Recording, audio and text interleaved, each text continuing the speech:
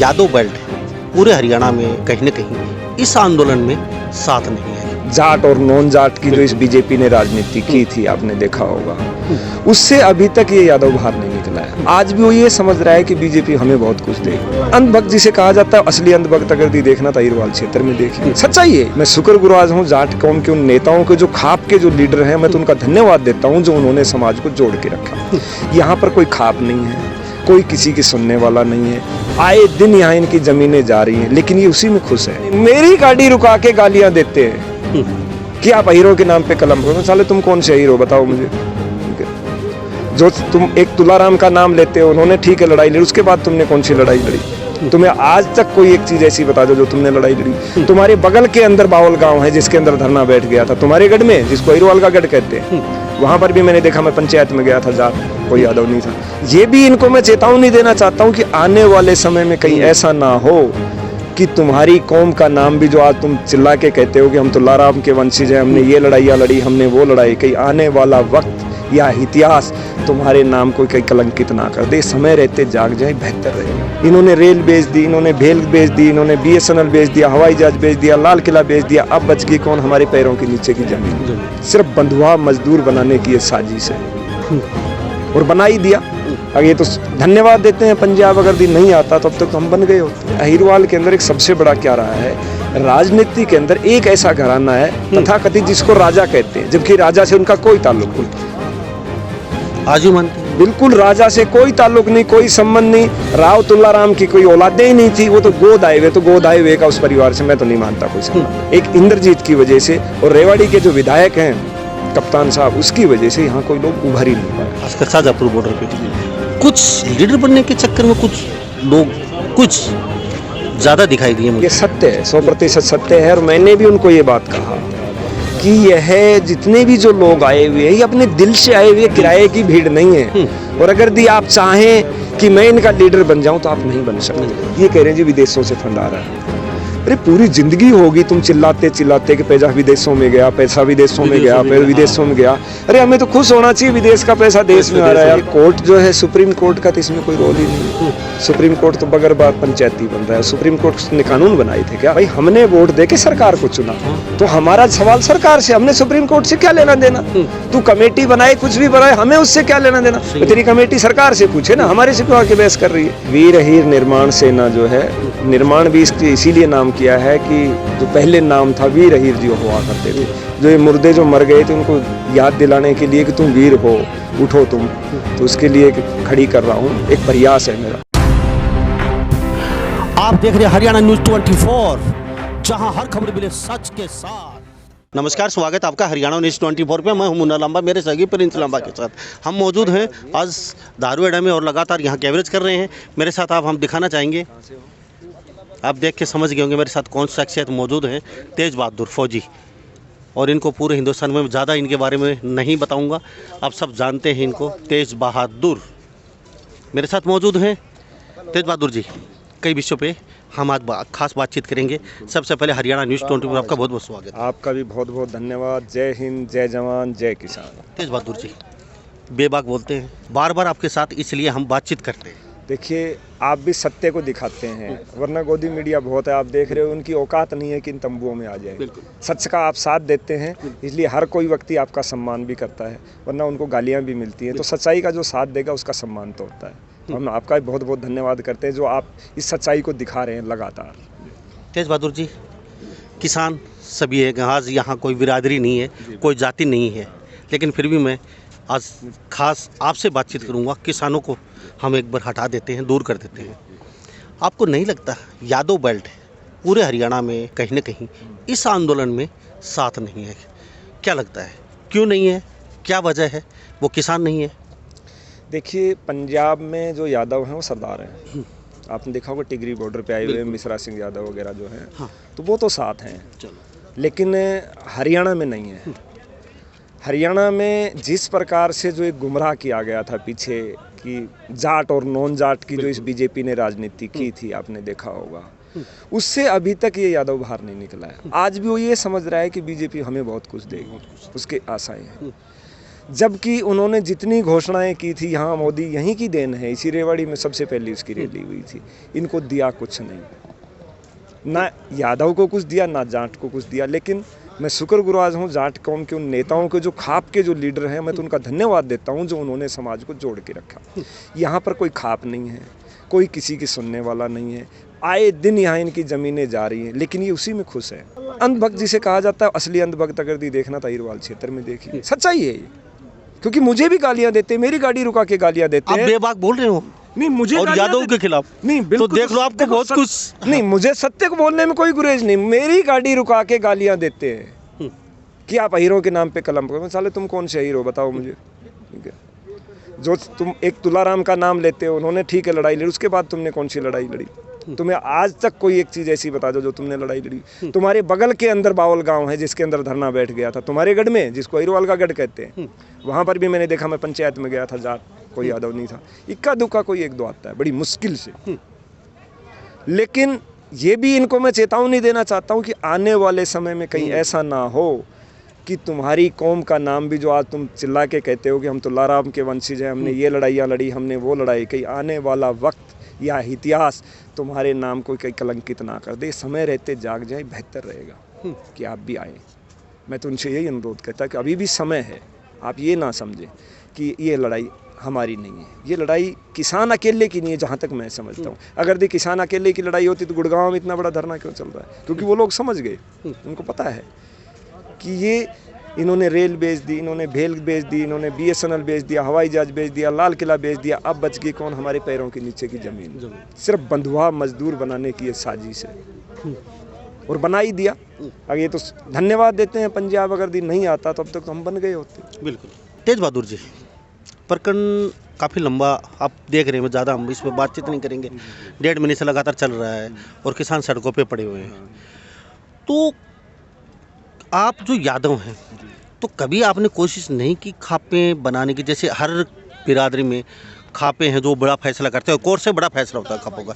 आपने शुरुआत कभी, किसी ने तो शुरुआत करने की कोशिश क्यों नहीं की? नहीं, देखो, किसी ने नहीं किया, और इस चीज़ को मैंने महसूस भी किया। क्योंकि मैं जहाँ तक जाता हूँ, मैं भिवानी, रोहतक, दादरी, इन इलाकों में ज़्यादा जाता हूँ, क्योंकि वहाँ लोगों का प्यार मिलता है। फरीदाबाद में बड़ा सम्मान मिलता है। जैसे उस दिन दादरी का मैंने बड़ा अजीब लगा, मैं सोच भी नहीं सकता था कि 5 मिनट के अंदर इतने लोग। आपको भी मैंने संदेश दिया था, तो आप मीडिया भी हर वक्त ही वहाँ खापे तुरंत आ गए, ट्रैक्टरों को निकाला गया। तो इसी विषय पे मैंने अभी एक अपना संगठन इसलिए खड़ा किया। यहाँ फंस जाता तो? यहाँ फंस जाते तो मुझे जेल जाना पड़ता, और जेल गया भी हूँ इसी चक्कर में। इनके भरोसे के अंदर तो एक बार जेल जाके आ गया मैं। 250 लोग इकट्ठे हुए, जब पुलिस आई पकड़ने के लिए तो 18 लोग जेल चले गए, बाकी भाग गए थे। तो उस सिचुएशन को अब हम कोशिश कर रहे हैं। मैं इसलिए एक संगठन भी खड़ा कर रहा हूँ, वीर हीर निर्माण सेना। उसके माध्यम से यही कि देखिए, सब जगह खापे अपने हक की लड़ाई लड़ रहे हैं। आप भी खाप बनाइए, अपने हक की लड़ाई लड़िए। कब तक आप इन नेताओं की गुलामी करेंगे? और सबसे बड़ी चीज़ है, अहिरवाल के अंदर एक सबसे बड़ा क्या रहा है, राजनीति के अंदर एक ऐसा घराना है तथाकथित जिसको राजा कहते हैं, जबकि राजा से उनका कोई ताल्लुक नहीं। आज भी मानते हैं? बिल्कुल, राजा से कोई ताल्लुक नहीं, कोई संबंध नहीं। राव तुलाराम की कोई औलादें ही नहीं थी, वो तो गोद आए हुए, तो गोद आए हुए का उस परिवार से मैं तो नहीं मानता कोई संबंध है। लेकिन कथा कथित फिर भी राजा मानते, उन्हीं का कब्जा रहा है। उन्होंने किसी लोगों को आगे ही नहीं बढ़ दिया। हालांकि यहाँ जाट भी है, काफ़ी संख्या में है, लेकिन उनको भी नहीं बढ़ने दिया गया, क्योंकि बहुमत किसका है? यादव का है। एक इंद्रजीत की वजह से और रेवाड़ी के जो विधायक हैं कप्तान साहब, उसकी वजह से यहाँ कोई लोग उभर ही नहीं पाया। लेकिन युवा वर्ग अभी कोशिश कर रहा है, ऐसा नहीं है। युवा वर्ग धीरे धीरे इस चीज़ को समझ रहा है और मान रहा है कि ज़रूरत है, तो युवा आगे आएगा, ऐसी बात नहीं है। और आने वाले समय में यहाँ की भी जो दिशा बदलेगी, जरूर बदलेगी। तेज बहादुर जी, जो आप मुहिम उठाए हैं वो बहुत कठिन एक अग्नि परीक्षा है आपकी, कर पाएंगे? देखिए, सबसे बड़ी अग्नि परीक्षा तो जब मैंने मोदी के खिलाफ जो चुनाव लड़ने की कोशिश की, अब मेरे लिए कोई कठिन परीक्षा नहीं है, क्योंकि अब बस जीवन का मकसद ही यही बच गया। क्योंकि मैं हूँ, मेरी पत्नी है, आगे कोई परिवार नहीं है, कुछ नहीं है। तो निश्चय कर लिया है, तो उस कामयाबी मिलेंगी, निश्चित तौर पे मिलेगी। समय लग सकता है हमें, ऐसी बात नहीं, और कोशिश करेंगे हम पूरी। तेज बहादुर जी, एक सवाल और जानना चाहूँगा आपसे, बहुत अहम सवाल है। आप लीडर बनना चाहते हैं, बिगर कम्युनिटी के लीडर बना जा सकता है क्या? नहीं, बिल्कुल नहीं बना जा सकता। कुछ लोग देख रहे हैं आप। नहीं, कम्युनिटी का मतलब ये नहीं कि जो गलत का हम साथ दें। जो सच्चाई है, सच्चाई के साथ चलोगे तो आपकी जीत होगी। समय ज़रूर ज़्यादा लगता है, ऐसा नहीं है।